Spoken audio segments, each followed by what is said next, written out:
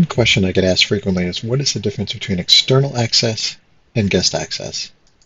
So external access is focused on the ability to communicate via chat, voice, and video with folks that are external, and that's going to be dealt with or managed through the chat functionality of the Teams client.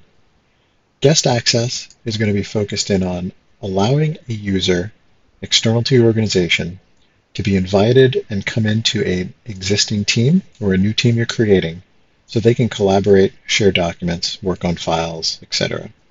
So let's go through a couple quick examples. So as you see here, if we go into the chat icon, and I go in and I select an external user, or if I select a new message, and I select a particular email address, you can see it's going to go ahead and search out and identify that the user is external. And I'll get an indicator that the person is external to the organization that I'm part of. And you see I can do video call, voice call, and screen sharing, as well as a conversation thread using the chat functionality. So this is going to be dealt with, or this is part of the external access. This allows you to have conversations, again, with folks that are external to the organization.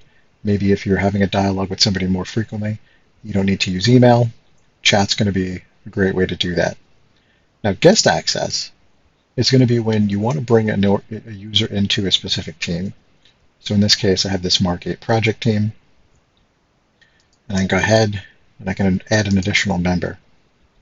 Now, this member could be internal or, again, external to the organization. I'm going to go ahead and invite that user as a guest. Now, when I invite this external user, they're going to get an email that allows them to join into this particular team.